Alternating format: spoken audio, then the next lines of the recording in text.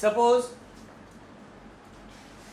these are our voters A, B, C, D, E, F, and there are n number of voters, much more than what we have written here, and these are our presidential candidates, red, blue, green and black. These are our presidential candidates. Now in the election, normal elections, what we do, we just come and vote for a particular candidate.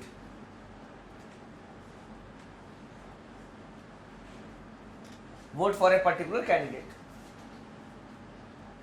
And our work is done. But in case of the single transferable vote system, we are not supposed to cast one vote.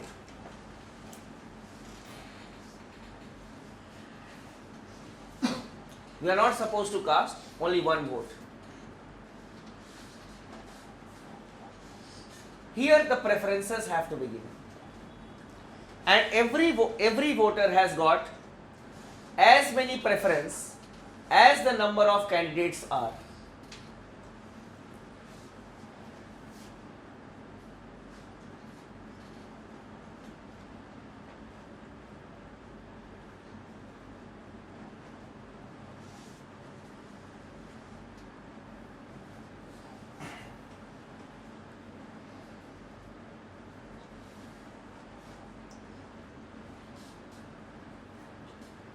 Suppose the list is long, the list of the voters.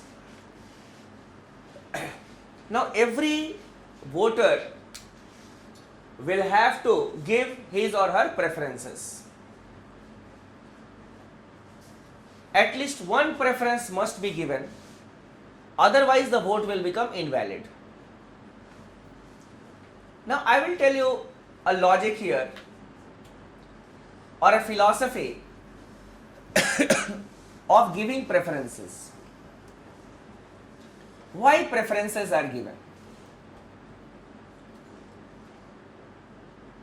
For example, if you have got 4 teachers and you need to prefer them, you need to prefer them 1, 2, 3 and 4. If you have given all your 4 preferences, it will mean that you have not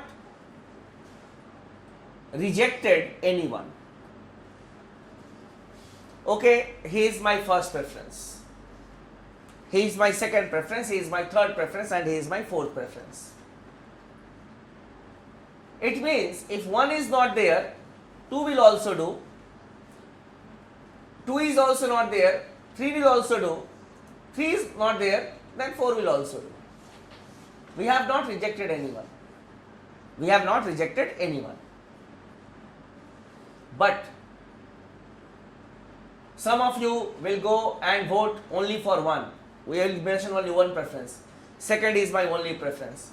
Third is my only preference. It means that if 2 is not there, I will not be attending the classes. If 3 is not there, I will not be attending the classes. You have not given your preference, means you are adamant that you worship only one person. Means you will be taught, you should be taught only by one. Here, the preferences are to be given. Suppose here, D has given only one option, that is black. So at least one option must be given, otherwise your vote will not be counted, it will become invalid. This is the philosophy that why we have got the preferences. It means that we are not rejecting anyone. Now when the counting takes place, in the first round of counting, here again I am telling you, suppose there are n number of candidates, it is not only till F, many candidates are, many voters are there. In the first round, the first preference votes are counted. The first preference votes are counted. if a candidate gets a majority or gets the quota which has been decided, he will be declared as the winner. If someone gets the quota, he will be declared as the winner. Means he has got the quota, he will be declared as the winner.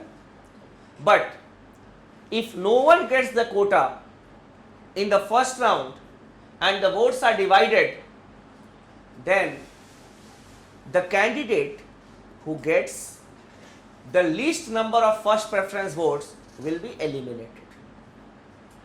So in case someone gets the quota, he will be declared as the winner. But if no one gets the quota, the candidate who gets the least number of first preference votes will be eliminated. Who will be eliminated? The candidate who has got the least number of first preference votes. Now here is a hypothetical situation that I have made it for you. Suppose black has got the least number of first preference votes. Let's say I have given more number of first preference votes to black, just for your understanding. That is why I always say that there are n number of voters, many more voters are there. And suppose no one has got the quota in the first preference and black has got the lowest number of first preference votes, then black will be eliminated.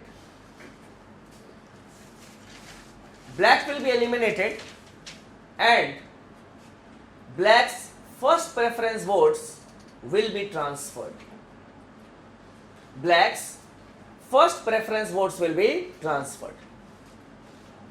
This vote will be transferred to blue. Why? Because B, who had given first preference to black, has given second preference to blue. That is why in the very beginning I had told you the philosophy that okay, it's alright. Black is not there, not an issue. Blue will also do. So if this vote will not be wasted and it will be an advantage for blue because he has got an additional vote here. Because here we need to write in if no one gets the quota, we need to write the transferred votes also here. And then the second preference votes. So this vote will be transferred here. This vote will not be transferred because B has not opted for anyone except black. This will not be transferred.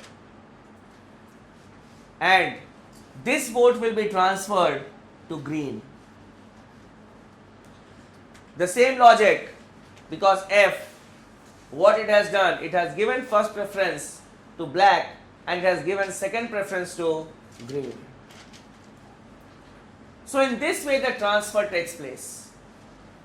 That is why we have the concept of preferences. That is why the preferences are given. So never think that is a proportional representation or something like that. Should not go by the words that the votes are proportionately or equally divided or distributed among the other candidates. Why it will be given to others? Why it will be given to others? That is why in the very beginning I told you the philosophy. And then the transferred vote, these are bonus votes. These are bonus votes. And then the second preference votes. If someone gets the majority, it's well and good.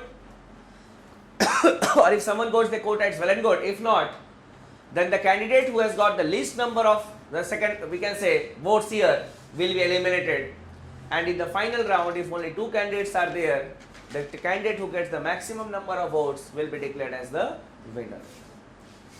So, on pen and paper it may seem to be a difficult one, but practically it is not as difficult as we think. And this system is being practiced in India for the election of the president, election of the vice president and the members of the Rajya Sabha. This this method is being applied. I said this single transferable vote will not be asked in the examination, but yes, we needed to understand it.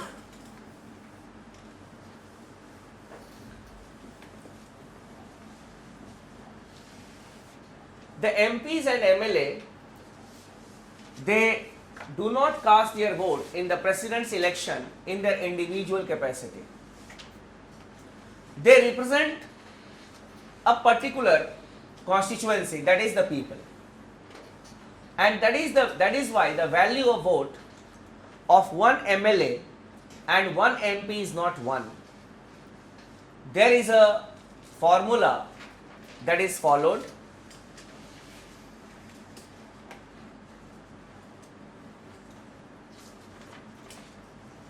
Value of vote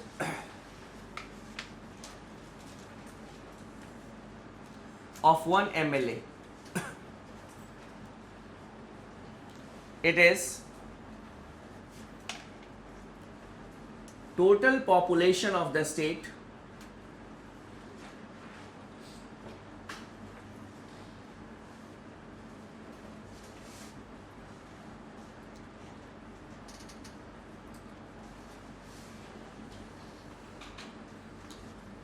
divided by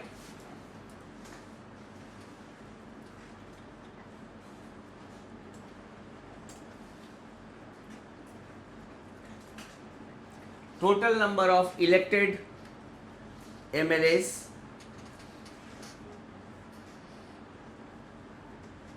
into 1 by 1000.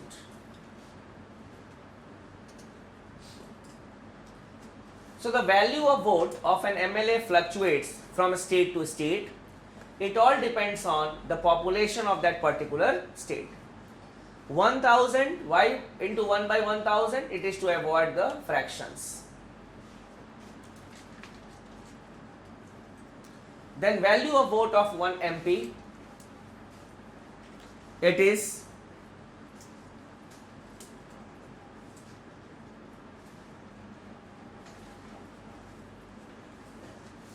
total value of votes of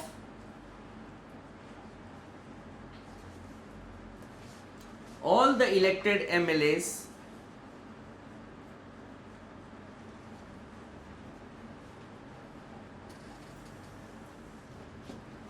divided by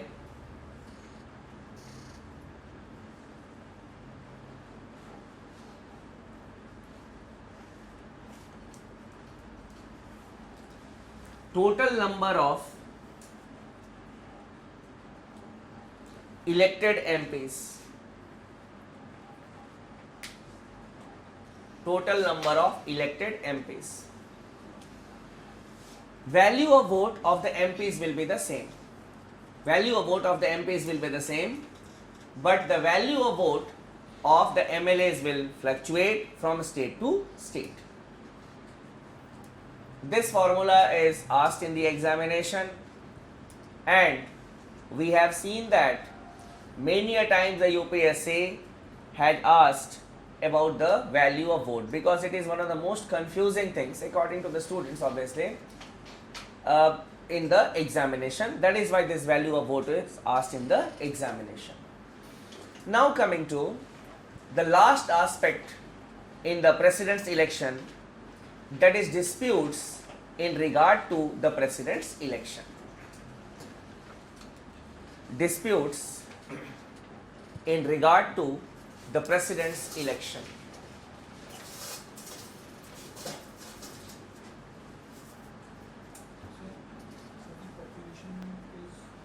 The 1971 basis has been taken into consideration. Yeah.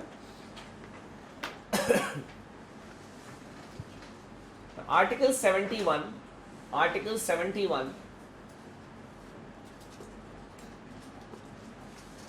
holds that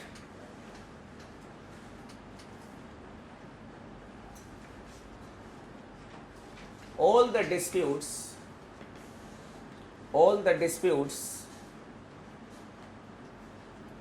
regarding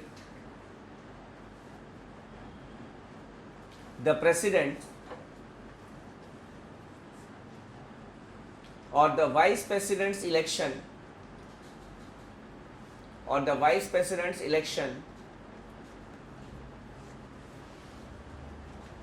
has to be heard by the Supreme Court, has to be heard by the Supreme Court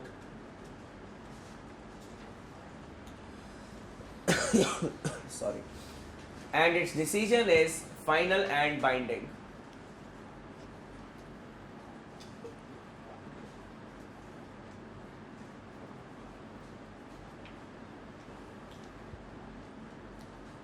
And its decision is final and binding. So, for all other elections except the president and the vice president's election, the High Court is the authority which looks into the grievances. But for the president and the vice president's election, the Supreme Court has been given the power to arbitrate the disputes. Here you can write two facts as note, NOTE.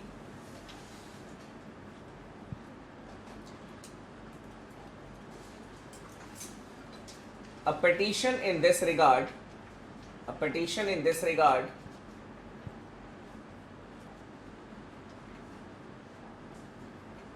can be filed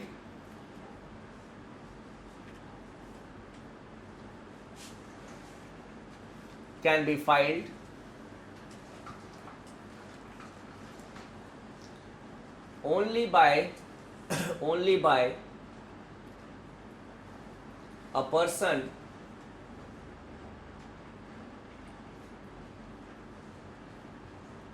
who has contested the elections.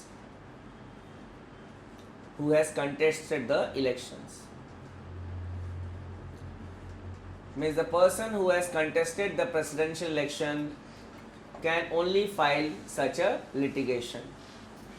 Secondly, such a litigation can be filed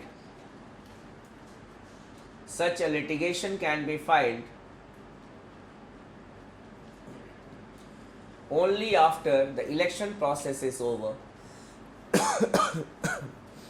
Only after the election process is over.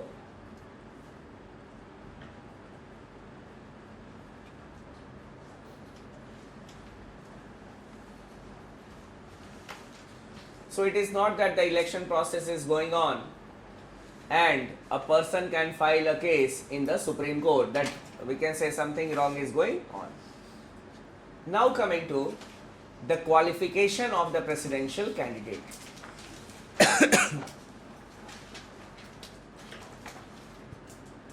Qualification of the presidential candidate.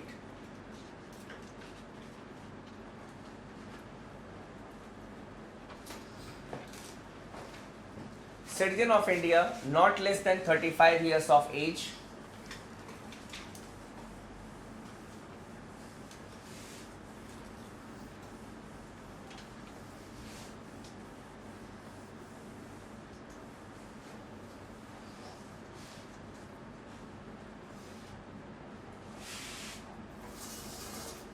then he must be qualified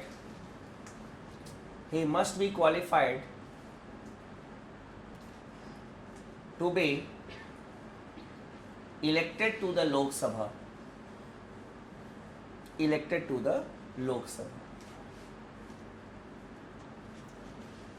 Here we will not be considering the qualifications which have been mentioned in the Constitution to get elected as a member of the Lok Sabha. Because the Constitution says that a person, a citizen of India, not less than 25 years of age can contest. So it will be contradictory. Basically, it is in the context of the qualifications or the disqualifications which have been mentioned in the Representation of People Act. That on what grounds a person will be disqualified to contest the elections. So those grounds which are valid for the Lok Sabha candidates will be valid for the presidential candidate also. Next, he must not be holding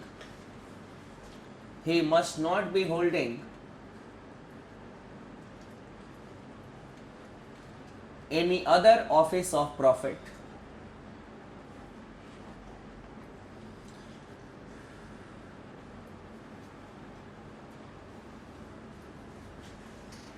He must not be holding any other office of profit.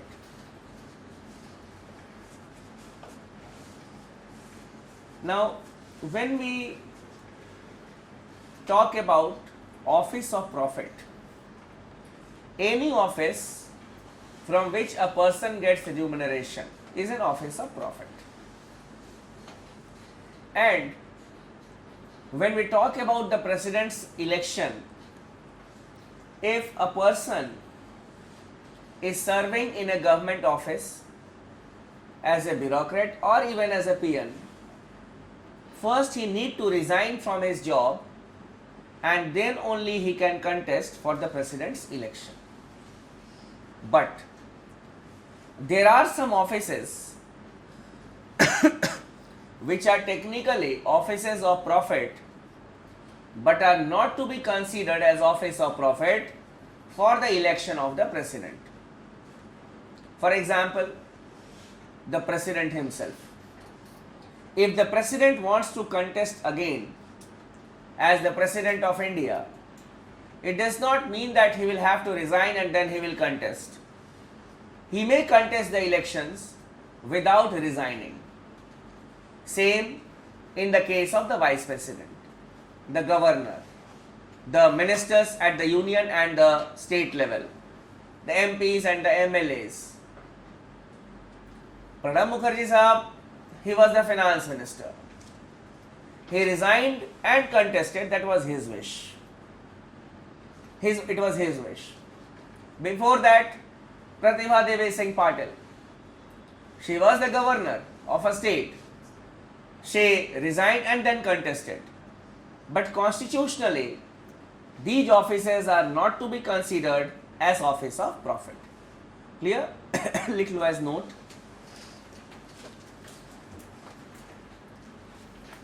The offices of the president,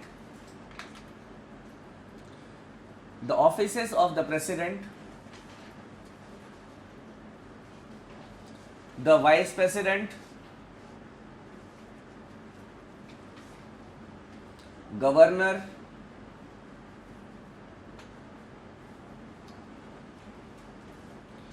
ministers of the union and the state,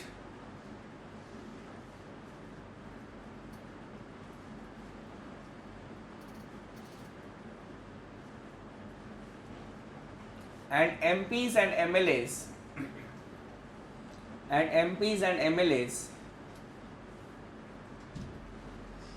are not to be considered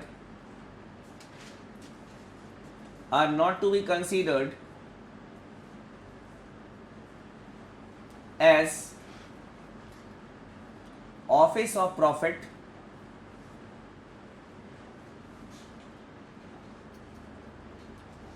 for the election of the president.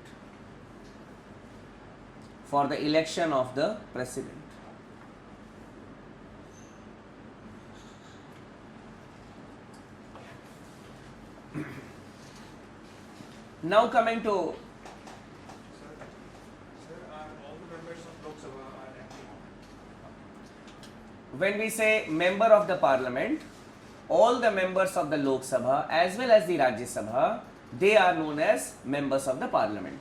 Clear?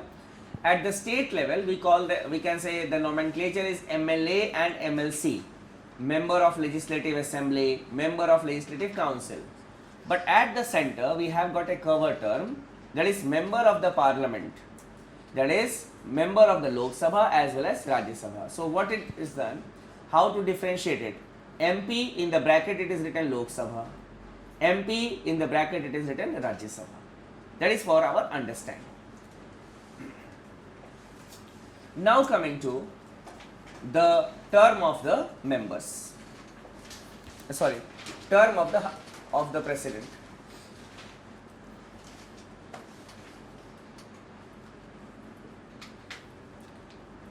The president is elected for a term of 4 years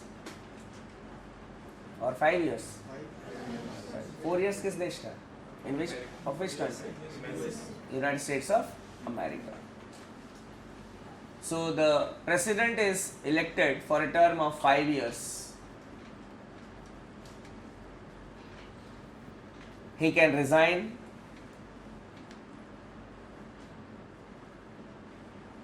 before the end of his term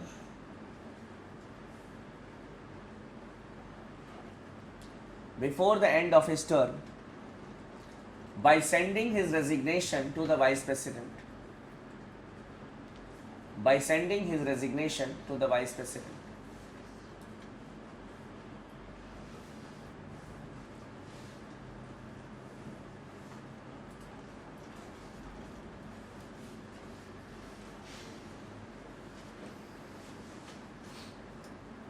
He can be removed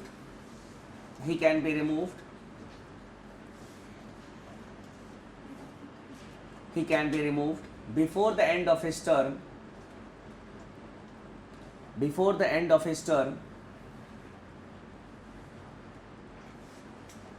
by the process of impeachment.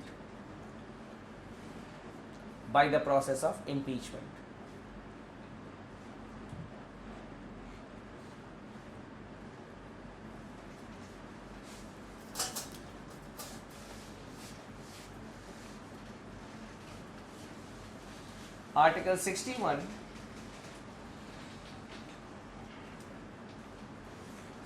deals with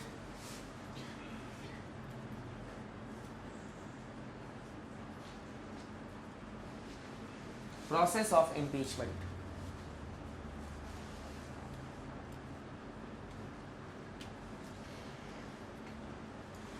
The president can be impeached on the ground of violation of the Constitution.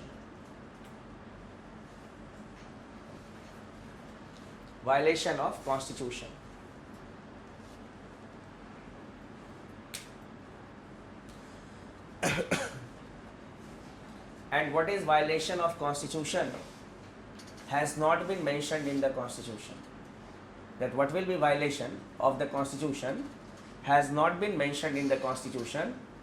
It depends on those who bring the resolution to say that on these grounds the president has violated the Constitution.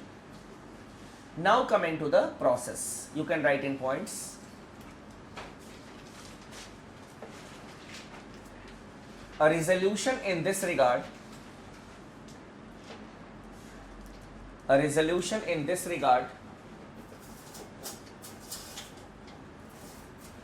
can be introduced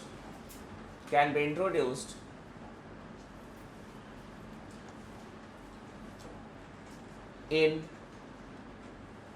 either house of the parliament.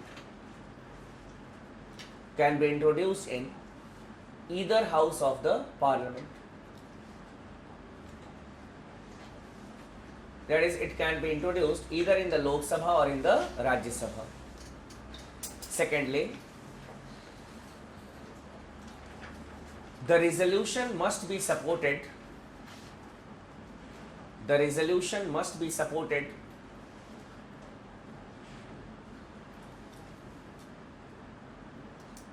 by at least 1/4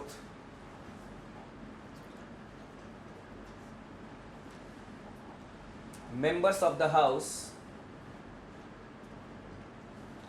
1/4 members of the House at the time of its introduction. Underline it, at the time of its introduction.